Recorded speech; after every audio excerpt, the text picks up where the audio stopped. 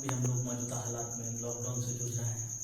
विभिन्न जगहों पर मरीजों की संख्या दिनों दिन बढ़ती जा रही है। जरूरत है कि आप घर पर रह करके नियमित तरीके से पढ़ाई लिखाई करते रहें। लॉकडाउन के नियमों का पालन जरूर करें। बहुत ही कठिन परिस्थिति से हमारा देश, हमारा समाज गुजर रहा है। आपकी भी ये जिम्मेदारी है कि आप खुद सुरक्षित रहें, परिवारजनों को भी सलाह दें कि अनावश्यक घर से बाहर न निकलें। जैसा कि मैं आपके साथ बराबर बातें करते रहता हूँ, पढ़ाई लिखाई के साथ साथ कुछ न कुछ जनरल अवेयरनेस की बातें करता हूँ।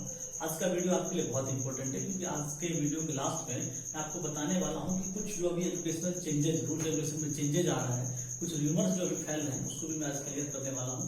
आज का वीडियो एंड तक जरूर देखें। इस वीडियो में आज मैं आपकी पढ़ाई के अलावा 2 मिनट का जो समय लूंगा उसमें बहुत ही इंपॉर्टेंट चीजें बताने वाला हूँ। जैसा टाइम गैप रहेगा उसके अकॉर्डिंगली तो आप हमारे साथ बने रहिए। पिछले क्लासेस में मैंने आपके साथ बातें किया था कि सेक्सुअल रिप्रोडक्शन कंप्लीट हो गया था। सेक्सुअल रिप्रोडक्शन हम लोग type of sexual reproduction syngamy देख लिए थे, सिनगैमी का फिर वैरायटी देख लिए थे, कंजुगेशन खत्म हो गया था। फिर हमने क्लास में बातें किया था, मैं आपको ले चलने वाला हूँ आगे इवेंट्स ऑफ सेक्सुअल रिप्रोडक्शन। पीछे हमने बातें कर ही लिया था सारा, आइए आगे आप ध्यान से बने रहिए हमारे साथ। यहाँ हमने बातें किया है इवेंट्स ऑफ सेक्सुअल रिप्रोडक्शन, यानी इतना कंफर्म हो गया कि हम लोग सेक्सुअल रिप्रोडक्शन अब कंप्लीट कर चुके थे। सेक्सुअल रिप्रोडक्शन को हम लोग देखने की कोशिश कर रहे थे। सेक्सुअल रिप्रोडक्शन में हमने इसको समझने के लिए, कह सकते हैं आसानी से समझने के लिए, इसको कुछ इवेंट्स में बांट दिया है। उस इवेंट्स ऑफ सेक्सुअल रिप्रोडक्शन देखिए आपको मिलेगा। Sexual reproduction involve 3 types of events. पहला है प्री फर्टिलाइजेशन इवेंट, दूसरा है फर्टिलाइजेशन इवेंट, तीसरा है पोस्ट फर्टिलाइजेशन इवेंट। इसमें आपको मिलेगा जानकारी देखने के लिए कि फर्टिलाइजेशन से पहले वाला इवेंट, पिछले वीडियो में मैंने आपके साथ थोड़ा चर्चा किया था कि फर्टिलाइजेशन से पहले वाला जो इवेंट है उसे हम लोग प्री फर्टिलाइजेशन इवेंट कहेंगे। फिर फर्टिलाइजेशन का इवेंट आएगा, यानी जिसमें कि फ्यूजन ऑफ गैमेट्स होगा, और फिर उसके बाद हम लोग बातें करेंगे पोस्ट फर्टिलाइजेशन इवेंट्स। आज हम लोग ये तीनों टॉपिक्स को देखने वाले हैं। तो देखिए इसमें पहला क्या है, pre fertilisation event. This is the first event of sexual reproduction. यह सेक्सुअल रिप्रोडक्शन होने वाले स्पीशीज का पहला इवेंट है। This is the first event of sexual reproduction which occurs before fertilisation. जो काम होता है तो फर्टिलाइजेशन से पहले होता है। This is the first event of sexual reproduction which occurs before fertilisation. It involves 2 types of processes. फिर इसमें 2 प्रकार का प्रोसेसेस है। इसमें पहला है गैमेटोजेनेसिस और दूसरा है गैमेट ट्रांसफर। फिर गैमेटोजेनेसिस के आइए उसे भी देख लेते हैं। तो it is the process of formation of haploid gametes. It is the process of formation of haploid gametes in gonad. Gonad क्या होता है? तो गोनैड एक स्पेशल रिप्रोडक्टिव स्ट्रक्चर होता है जहां पे गैमेट का फॉर्मेशन होता है। गोनैड आप तब ध्यान रखेंगे, आगे आपको मिलेगा पढ़ने के लिए। स्पेशल रिप्रोडक्टिव स्ट्रक्चर होता है जहां पे गैमेट्स का फॉर्मेशन होता है। तो it is the process of formation of haploid gametes. Haploid diploid आप लोग थोड़ा बहुत समझते हैं। हैप्लॉइड का रिप्रेजेंटेशन आप लोग जो है वो स्मॉल n से देते हैं, डिप्लॉइड को 2h से रिप्रेजेंटेशन देते हैं। It is the process of formation of haploid gametes in gonad by meiosis cell division. Cell division के बारे में भी आपने पहले पढ़ा है, माइटोसिस और मियोसिस। तो मियोसिस को आप लोग रिडक्शनल सेल डिवीजन भी कहते हैं। इसमें कोई भी डिप्लॉइड पेरेंटल सेल से, मदर सेल से हैप्लॉइड गैमेट्स को प्रोड्यूस करवाया जाता है। Gonad by meiosis cell division is called gametogenesis. Simple भाषा में आप याद रख सकते हैं कि गैमेट्स का बनना गैमेटोजेनेसिस कहलाता है। अगर हम लोग ह्यूमंस के बारे में बातें करेंगे फिर वहां पे आपको मिलेगा स्पर्मेटोजेनेसिस, oogenesis। अगर प्लांट्स में बात करेंगे तो पॉलन ग्रेन फॉर्मेशन और फिर oogenesis का बात आ जाएगा। हमने यहाँ पे डिफाइन नहीं करते हुए बस उसका नाम लिख दिया है, आगे हम लोग उसको डिटेल में पढ़ने वाले हैं। It is also of 2 types, spermatogenesis. सीधा सा बात में अगर हम इसको बोले तो स्पर्म का बनना, स्पर्म मदर सेल से स्पर्म का बनना क्या कहलाएगा? स्पर्मेटोजेनेसिस। और अगर प्लांट्स में बात करेंगे तो प्लांट्स में मेल गैमेट यानी कि पॉलन ग्रेन्स का बनना, यानी कि पॉलन ग्रेन फॉर्मेशन। और फीमेल गैमेट अगर प्लांट्स हो या एनिमल्स, मैंने पहले भी आपको बताया था, दोनों को ओवम से रिप्रेजेंट किया गया है। और फॉर्मेशन ऑफ ओवम को हम लोग oogenesis से रिप्रेजेंट करते हैं। आसान चीजें अभी तक हमने बातें किया। Pre fertilisation event, pre fertilization हमने देखा वैसा सारा इवेंट जो फर्टिलाइजेशन से पहले होता हो। उसमें हमने देखा गैमेटोजेनेसिस एंड गैमेट ट्रांसफर का नाम आया। गैमेटोजेनेसिस में हमने देखा गैमेट्स का बनना, उसमें फिर हमने देखा स्पर्मेटोजेनेसिस यानी कि पॉलन ग्रेन फॉर्मेशन प्लांट्स के लिए। और ह्यूमंस में अगर बात करें, एनिमल्स में बात करें तो स्पर्मेटोजेनेसिस और oogenesis। आइए चलिए अब देखते हैं गैमेटोजेनेसिस के बाद गैमेट ट्रांसफर। गैमेट ट्रांसफर का मतलब क्या है कि गैमेट जब अब बन चुका है तो गैमेट का कहीं ना कहीं मीटिंग होना जरूरी है। गैमेट मिलेगा तो ही फर्टिलाइजेशन प्रोसेस कहलाएगा। तो हम लोग देखते हैं गैमेट ट्रांसफर, यानी it is the process of transfer of male gamete. Male gamete का ट्रांसफर होना, it is the process of transfer of male gamete to the female gamete for fertilization process is called gamete transfer। यानी gamete का movement, shifting, place का change होना, mail का female तक पहुंचना, किस चीज के लिए, फर्टिलाइजेशन प्रोसेस के लिए, से हम लोग क्या कहेंगे, गैमेट ट्रांसफर टेक्निक। तो ये दोनों जब कंप्लीट हो जाता है, यानी कि ये प्री फर्टिलाइजेशन इवेंट्स के अंदर आया गैमेटोजेनेसिस एंड गैमेट ट्रांसफर। अभी हम लोग आगे बात करने वाले हैं फर्टिलाइजेशन इवेंट। ध्यान से आप देखेंगे कि प्री फर्टिलाइजेशन जब कंप्लीट हो गया तो उसके बाद जो स्टेज आएगा उसे हम लोग क्या कहेंगे, fertilization event. Is the very important process of reproduction, क्योंकि ऑब्वियसली अगर हम लोग सेक्सुअल रिप्रोडक्शन की बातें करते हैं तो जब तक फर्टिलाइजेशन नहीं होगा तो इसका मेन जो क्राइटेरिया है वो फुलफिल नहीं होगा। It is the very important process of reproduction in which fusion means mixing होना, मिलना, fusion of haploid male and female gamete takes place. यहाँ पे मेल एंड फीमेल गैमेट जो कि हैप्लॉइड थे वो फ्यूज करके अब डिप्लॉइड जाइगोट बन जाते हैं। It is the very important process of reproduction in which fusion of haploid male and female gamete takes place to form diploid zygote. अभी मैंने आपको पहले बताया था कि हैप्लॉइड को स्मॉल n से रिप्रेजेंटेशन देते हैं, डिप्लॉइड को आप 2n से रिप्रेजेंटेशन दे सकते हैं। तो diploid zygote which further leads to development in a complete organism, जो कि आगे जाके कंप्लीट ऑर्गेनिज्म के रूप में डेवलप कर जाता है। यानी फर्टिलाइजेशन का मतलब ही क्या है कि दो हैप्लॉइड गैमेट्स जब मीट कर जाएं, जब मिल जाएं, मिक्स कर जाएं तो एक डिप्लॉइड जाइगोट को बनाते हैं। डिप्लॉइड जाइगोट आगे जाकर के कंप्लीट ऑर्गेनिज्म को बनाते हैं। हमने इसको लिखा है नीचे में, it is also of two types. ये फिर दो प्रकार का होता है, एक एक्सटर्नल फर्टिलाइजेशन और दूसरा इंटरनल फर्टिलाइजेशन। इसको आगे में भी हम देखने वाले हैं कि फर्टिलाइजेशन का दो टाइप क्या क्या है, एक एक्सटर्नल और दूसरा इंटरनल फर्टिलाइजेशन। आइए देखते हैं क्या है। पहला है एक्सटर्नल फर्टिलाइजेशन। नाम से क्लियर है, एक्सटर्नल मीन्स बाहरी, आउटर, आउटवर्ड्स। जो फर्टिलाइजेशन आउटर मीडियम में हो, जो फर्टिलाइजेशन आउटर मीडियम में हो, उसे हम लोग क्या कहेंगे, external fertilization. The type of fertilization which occurs outside the female body. Mostly जो है फर्टिलाइजेशन प्रोसेस कहां पे कंप्लीट होता है, फीमेल बॉडी के इनसाइड। तो फीमेल बॉडी के इनसाइड अगर मेल बॉडी का गैमेट जो है वो नहीं पहुंच पाता है तो वहां पे अगर फर्टिलाइजेशन नहीं हो रहा है, उस कंडीशन में हम लोग क्या कहेंगे, उसे external fertilization. The type of fertilization which occurs outside the female body is known as external fertilization. Example हमने लिख दिया, मोस्ट ऑफ अलगी जो लोअर स्पीसीज है, फंजाई, फ्रॉग, फिशेज, ये सारे स्पीसीज क्या है, फर्टिलाइजेशन जो है वह आउटसाइड मीडियम में होता है। यानी ओवम जो है वो फीमेल बॉडी ने प्रोड्यूस कर दिया, स्पर्म जो है मेल बॉडी ने प्रोड्यूस कर दिया, और फिर वो दोनों जाकर के मिक्स हो जाते हैं और वो आगे जाकर के कहीं ना कहीं जाइगोट बन जाते हैं। जैसे अगर हम लोग बातें करें फिशेज का ही, तो फिशेज बहुत सारा एग प्रोड्यूस कर देते हैं वाटर में, या फ्रॉग भी ऐसा ही करते हैं, बहुत सारे एग को प्रोड्यूस कर देते हैं। फिर जो है मेल जो बॉडी रहता है, मेल फिशेज या फिर कह सकते हैं कि मेल फ्रॉग, वो क्या करते हैं, स्पर्म प्रोड्यूस कर देते हैं और वाटर में ही मिक्सिंग होता है इन लोगों का। यानी कि फीमेल बॉडी के इनसाइड इनका मिक्सिंग नहीं होता है, इसलिए लार्वा या इंटरमीडिएट स्टेज से होते हुए डेवलप करके फिर एक कंप्लीट ऑर्गेनिज्म में डेवलप करते हैं। वो आगे हम लोग बातें करेंगे। तो हमने बताया यहाँ पे एक्सटर्नल फर्टिलाइजेशन में ऐसा फर्टिलाइजेशन जो फर्टिलाइजेशन फीमेल बॉडी के इनसाइड नहीं होता है। आगे हम लोग बातें करने वाले हैं इंटरनल फर्टिलाइजेशन। इंटरनल फर्टिलाइजेशन क्या है, the type of fertilization which occurs inside the female body. बहुत सिंपल है, ज्यादा याद करने की जरूरत नहीं पड़ेगी आपको। एक्सटर्नल यानी outside the female body, internal यानी इनसाइड द फीमेल बॉडी। तो उसे हम लोग क्या कहेंगे, इंटरनल फर्टिलाइजेशन। एग्जांपल्स में जितने भी डेवलप्ड स्पीसीज हैं उसमें हम लोग भी आते हैं, यानी कि humans, dog, cat, cow, birds आ जाते हैं। आगे हम लोग बातें करने वाले हैं post fertilisation event. Post fertilisation event में देखिए क्या क्या है, यहाँ पे है बहुत सारा प्रोसेस, बहुत सारा इवेंट्स जो फर्टिलाइजेशन के बाद कंप्लीट हो रहा हो, उसे हम लोग क्या कहेंगे, post fertilisation event. All those changes which occurs after fertilization process. यानी जो फर्टिलाइजेशन प्रोसेस के बाद कंप्लीट हो रहा है उसे हम लोग क्या कहेंगे, post fertilisation event. All those changes which occurs after fertilization process is known as post fertilization event. It includes mainly embryogenesis।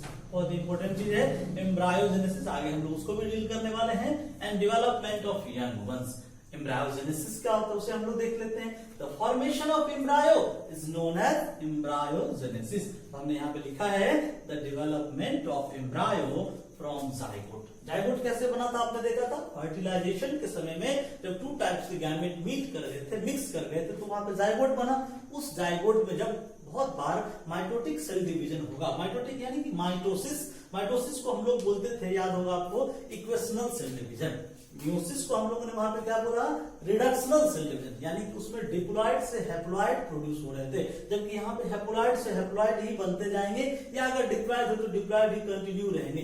इसमें रिडक्शन का केसेस नहीं आता है। The development of embryo from zygote by repeated mitosis cell division is known as embryogenesis. इसे हम लोग क्या बोलेंगे, embryogenesis. On the basis of development of zygote there are 3 types of animals. Zygote कैसे डेवलप कर रहा है, कहां डेवलप कर रहा है, उसके आधार पर 3 प्रकार के एनिमल्स कैटेगरी में बांटा गया है। आपके एनसीईआरटी में 2 टाइप्स मिलेगा, ओविपेरस और विविपेरस। ओविपेरस यानी कि एग लेइंग स्पीशीज, अभी हम लोग आगे बातें करने वाले भी हैं। विविपेरस यानी कि चाइल्ड प्रोड्यूसिंग स्पीशीज। ओविविपेरस क्या होता है कि इंटरमीडिएट प्लेसेंटा होता है इसमें, यानी कि इसमें जो डेवलपमेंट है स्पीशीज का वो ना ही ओविपेरस लाइक होता है ना ही विविपेरस लाइक होता है। जैसे मार्सुपियल्स के केस में आते हैं, हम लोग इसका भी थोड़ा सा यहाँ पे चर्चा कर लें। आइए अभी हम जस्ट जैसा कि आपके साथ बात कर रहे थे कि पोस्ट फर्टिलाइजेशन इवेंट, फर्टिलाइजेशन के बाद वाला जो भी सारा इवेंट था उसे हम लोग क्या कह रहे थे, पोस्ट फर्टिलाइजेशन इवेंट। तो अभी हम लोग उसी को कंटिन्यू कर रहे हैं। पोस्ट फर्टिलाइजेशन इवेंट्स में हम लोगों ने देखा था एम्ब्रायोजेनेसिस। एम्ब्रायोजेनेसिस को फिर हम लोगों ने 3 कैटेगरी में बांटा था, ओविपेरस, विविपेरस एंड ओवोविविपेरस। मैंने बताया कि आपके एनसीईआरटी में ओविपेरस एंड विविपेरस मिल जाएगा। क्या है छोटा छोटा देख लेते हैं हम लोग सिंपल डेफिनेशंस में। तो देखिए आइए क्या है, oviparous the group of animals which produces child in the form of egg। Simple भाषा में अगर आपको याद रखना हो तो जो एग प्रोड्यूसिंग स्पीशीज हैं और एग लेयर जिसे हम लोग कह सकते हैं, the group of animals which produces child in the form of egg, और egg layers species are called oviparous species. यानी कि एग लेयर्स जितने भी हैं, एग लेइंग जितने भी स्पीशीज हैं वो सारे क्या कहलाएंगे, ओविपेरस स्पीशीज। मोस्टली इसमें कॉमनली जो हम लोग देख सकते हैं, जानते हैं, birds, reptiles, amphibians, fishes and लिड्स, इट ये सारे क्या है, ओविपेरस। यानी ये सारे बच्चे जो जन्म देते हैं वो एग देते हैं, फिर एग को सुटेबल टेम्परेचर मीडियम देकर के हैच किया जाता है उनके मोस्टली उनके मदर्स के द्वारा, फिर जाकर के वो एग से कहीं ना कहीं एक इंडिविजुअल ग्रुप में डेवलप करते हैं। इसे हम लोग क्या कहेंगे, ओविपेरस स्पीशीज। आप लोग हिंदी में से अंडज भी पढ़ते थे, अंडा देने वाले स्पीशीज। आगे बात करते हैं हम लोग विविपेरस, जो सारे स्पीशीज अपने चाइल्ड को डायरेक्टली प्रोड्यूस कर सकते हैं डेवलपमेंट के बाद, एम्ब्रायोजेनेसिस के बाद। देखिए क्या है, the group of animals which give birth to young ones, जो बच्चे को जन्म देते हो, जो नए इंडिविजुअल्स को जन्म देते हो, which give birth to young ones or offspring are known as viviparous species. यानी इन्हें किसी भी इंटरमीडिएट कंडीशंस की आवश्यकता नहीं होती है, ये डायरेक्ट अपने जैसे सिमिलर चाइल्ड्स को एक प्रॉपर कह सकते हैं कि गेस्टेशन पीरियड के बाद, गर्भावस्था काल के बाद अपने जैसे सिमिलर चाइल्ड को प्रोड्यूस एग्जैक्टली कर सकते, इन्हें किसी भी इंटरमीडिएट स्टेज की जरूरत नहीं होती है। जो हम जानते हैं most of mammals, obviously mammals का जो कैटेगरी है वो सेंस ही यहीं से आया है, जो स्पीशीज के पास मेमोरी ग्लैंड हो और अपने चाइल्ड को डायरेक्टली प्रोड्यूस कर सकते, उसे हम लोग मैमल्स का चीफ क्राइटेरिया मानते हैं। तो यहाँ पे क्या है, most of mammals such as human, dog, cat, rat, whale. Whale के बारे में थोड़ा सा कंफ्यूजन रहता है, ध्यान रखेंगे। व्हेल भले ही एक्वेटिक स्पीशीज है, लेकिन यह एक मैमल्स है, ये अपने जैसे चाइल्ड को प्रोड्यूस करते हैं, ये एग लेयर्स नहीं होते। आपके एनसीईआरटी में क्लास 11 के चैप्टर नंबर 4 में भी आपने पढ़ा होगा इसे, तो व्हेल एक मैमल है। तो आइए ध्यान रखेंगे, विविपेरस यानी क्या, जो अपने जैसे चाइल्ड को प्रोड्यूस कर सकते हैं, इन्हें किसी इंटरमीडिएट कंडीशन की जरूरत नहीं होती है। अगर डेवलपमेंट के आधार पर हम लोग अगर देखें, ये सबसे डेवलप्ड कैटेगरी माना जाता है एनिमल्स का। अगर हम लोग इवोल्यूशनरी बेसिस पर देखें तो सबसे जो मोस्ट डेवलप्ड स्पीशीज की कैटेगरी में आएगा वो सारे क्या आएंगे, विविपेरस स्पीशीज। चलिए, एक जो हमने अभी बात किया था आपका एनसीईआरटी में, यहाँ पे चर्चा नहीं है लेकिन इनडायरेक्ट रूप से है, फिर आगे आपको मिलेगा भी ओवोविविपेरस। यानी ये क्या है, ना तो ये एग प्रोड्यूस करते हैं ना डायरेक्ट चाइल्ड प्रोड्यूस कर सकते हैं, यानी ये ना तो ओविपेरस है ना ये विविपेरस है, ये एक इंटरमीडिएट कंडीशन को क्रिएट करते हैं जिसे हम लोग ओवोविविपेरस कहेंगे। जिसे हम लोग क्या कहेंगे, ओवोविविपेरस। तीसरा वर्ड है the group of animals which produce an intermediate condition. Intermediate कहने का मतलब क्या, जो ना तो एग प्रोड्यूस करते हैं, जो ना तो चाइल्ड को प्रोड्यूस करते हैं। The group of animals which produces intermediate condition between egg and new young ones, that is placental condition. यानी प्लेसेंटा जब डेवलप कर रहा होता है यूट्रस के अंदर में, उसी दौरान ये यूट्रस से अर्जाव बाहर आ जाता है, मूव आउट कर जाता है, which produces intermediate condition between egg and new young one, that is placental condition और unmatured embryo, जो मैच्योर नहीं हो पाया था, पूरी मैच्योरिटी को नहीं पहुंच पाया था, unmatured embryo comes out through a pouch known as marsupial pouch। इसे हम लोग क्या कहते हैं, marsupial pouch कहते हैं। यानी ओविविपेरस में आप यहाँ देख सकते हैं ये सारे स्पीसीज ऐसे हैं जो ना तो एग प्रोड्यूस किए ना ही डायरेक्ट चाइल्ड को प्रोड्यूस कर सकते थे। इंटरमीडिएट कंडीशंस में आ रहे हैं जिसे हम लोग क्या कहेंगे, प्लेसेंटल कंडीशन या अनमैच्योर्ड एम्ब्रायो जो है वो यूट्रस से बाहर आ जाते हैं, इसको हम लोग क्या कहेंगे उस सिचुएशन को। और जब ये डेवलप करते हैं, जिसे स्पेशल पॉच लाइक स्ट्रक्चर में डेवलप करते हैं, उसे हम लोग मार्सुपियल पॉच कहते हैं। यहाँ पे हमने लिखा है कि embryo comes out through a pouch known as marsupial pouch. In this situation, embryo released from uterus and remain present in a special pouch-like structure known as marsupial। इसी बात चल लेते हैं पार्थेनोजेनेसिस का। क्या बात करने वाले हैं, parthenogenesis, the development of an egg or an ovum. एक एग या ओवम का डेवलप हो जाना इनटू अ कंप्लीट ऑर्गेनिज्म, एक पूरी कंप्लीट ऑर्गेनिज्म के रूप में, पूरे कंप्लीट जीव के रूप में, विदाउट फर्टिलाइजेशन, बिना involvement, without involvement of fertilization. यहाँ पे आप इन्वॉल्वमेंट भी लिख सकते हैं, without involvement of fertilization by a sperm और मेल गैमेटोफाइट। यानी बिना मेल गैमेट से मिले हुए, बिना मेल गैमेट से मिले हुए अगर कोई फीमेल गैमेट एक कंप्लीट ऑर्गेनिज्म में डेवलप कर जाए, यानी कि यहाँ पे एक्चुअल फर्टिलाइजेशन तो नहीं हुआ, इस सिचुएशन को, इस कंडीशन को हम लोग क्या कहेंगे, पार्थेनोजेनेसिस कहेंगे। The development of an egg or an ovum into a complete organism without involvement, आप यहाँ पे चाहे तो नोट डाउन भी कर सकते हैं, without involvement of fertilization by a sperm or male gametophyte is known as parthenogenesis। Next हमने लिखा है इन प्लांट स्पीसीज, यही बातें अगर प्लांट्स में होंगी तो उसे हम लोग क्या कहेंगे, parthenogenesis process is known as parthenocarpy. उसे हम लोग क्या कहते हैं, पार्थेनोकार्पी। मैंने थोड़ा सा कलर भी चेंज कर दिया, आप इसको आसानी से ध्यान रख सकते हैं। जो एनिमल्स में जिसे हम लोग पार्थेनोजेनेसिस कह रहे थे, उसी को हम लोग प्लांट्स में पार्थेनोकार्पी कहेंगे। और ऐसे प्लांट्स को हम लोग क्या कहेंगे, parthenocarpic plants, and the plants are known as parthenocarpic plants. अब हमने एक पॉइंट और लिखा है, इसके एग्जांपल के बारे में देख लेते हैं। It occurs mostly in rotifer species. Rotifers को जनरली हम लोग जानते हैं कि जिसे हम लोग कह सकते हैं कि जो इंसेक्ट के वैरायटी में, इंसेक्ट के कैटेगरी में हम लोग देख लें, या फिर मोस्टली जो है वो कुतर करके काट करके खाने वाले होते हैं। It occurs mostly in rotifer species such as honey bee, मधुमक्खी, फ्लाई, मक्खी, एंट, ग्रास ऊपर मतलब कि चींटी, टिड्डा, टिक्स, रॉक लिजार्ड, ये सारे क्या है, टर्की। बहुत ही फेमस है टर्की, आपके एनसीईआरटी में भी मिलेगा, पुराने क्वेश्चन वगैरह में, नीट वगैरह में पूछा जा चुका है। इन सब सारे स्पीसीज में पार्थेनोजेनेसिस होता है। मोस्टली टर्की के बारे में बहुत बार पूछा जा चुका है नीट के पेपर्स में। तो ये कहाँ मिलेगा आपको, रोटिफर स्पीसीज जैसे कि हनी बी, फ्लाई, एंट, grasshopper, ticks, rock lizard, ATC. यहाँ पे 2 बार एटीसी लिख के आप इसको रिमूव कर सकते हैं, रॉक लिजार्ड, टर्की, एटीसी। आगे हमने लिखा है इसी के बारे में, पार्थेनोजेनेसिस के बारे में लिखा है, इट प्रोड्यूसेस हैप्लॉइड ऑर्गेनिज्म। यानी पार्थेनोजेनेसिस से जो भी चाइल्ड प्रोड्यूस होते हैं वो मोस्टली क्या हो जाएंगे, हैप्लॉइड ऑर्गेनिज्म प्रोड्यूस करेंगे।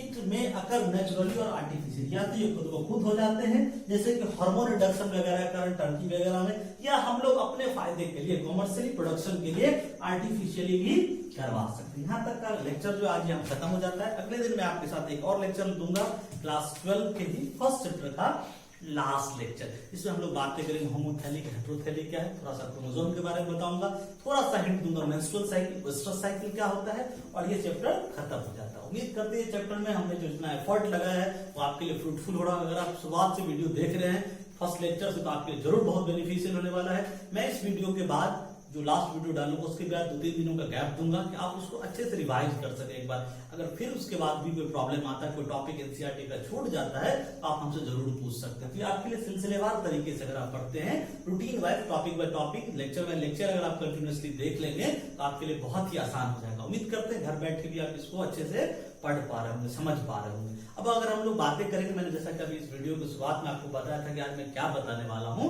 तो अभी एजुकेशनल रूल रेगुलेशन में थोड़े बहुत छोटे छोटे चेंजेस आने वाले हैं। जैसे कि आपको पता होगा कि अभी जो लॉकडाउन है, लॉकडाउन में कहीं ना कहीं बहुत सारे एग्जाम्स बाधित हो रहे हैं, कुछ एग्जाम हो भी गए थे। जैसे सीबीएसई के द्वारा अगर हम लोग बातें करें तो सीबीएसई में साइंस वालों का, मोस्टली बायोलॉजी वाले स्टूडेंट्स का पेपर हो गया था। कुछ एक दो एक्सटर्नल पेपर वगैरह जो है, या फिर कह सकते हैं एक्स्ट्रा जो पेपर रहते हैं वो सब छूट गए होंगे, या किसी अदर सब्जेक्ट्स के अगर बच्चों के पेपर छूट गए हैं।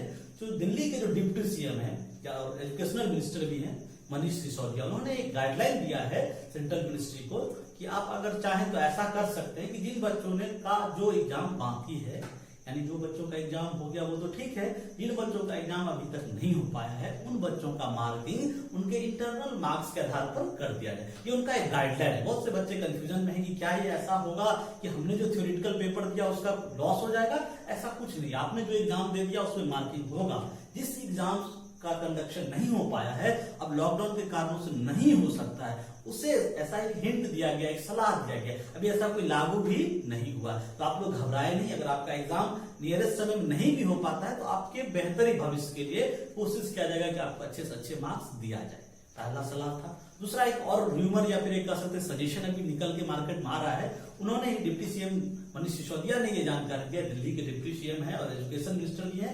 उन्होंने ये बात और भी कहा है कि अगले बार जब हमारा एग्जाम होगा, यानी 2020 में जो बच्चे अभी पढ़ते, 2021 में जो एग्जाम देंगे 12 बोर्ड्स के, 10th बोर्ड्स के, या किसी भी कॉम्पिटिटिव एग्जाम्स के, नीट के, जेईई मेंस के, जेईई एडवांस के, उन सारे बच्चों के लिए 30% सिलेबस को कट ऑफ कर दिया जाए। यानी कि वो जो अभी पढ़ेंगे उनके लिए अगर 30% सिलेबस को कम कर दिया जाए तो कहीं ना कहीं उन पे मेंटल प्रेशर जो है वो कम हो जाएगा, और उनके द्वारा जो भी कॉम्पिटिटिव एग्जाम्स भरे जाएं, जो भी कॉम्पिटिटिव एग्जाम सरकार लेंगी, उसमें भी उन कम सिलेबस वाले, कम पोर्शन वाले सिलेबस से ही पूछा जाए। यानी 30% जो हटा दिया जाएगा उससे नहीं पूछा जाए।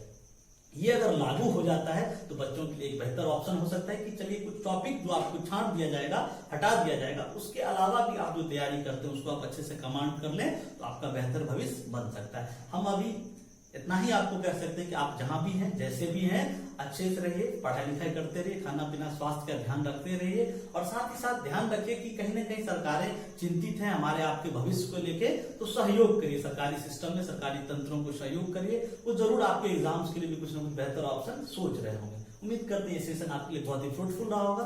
Wish you all the best.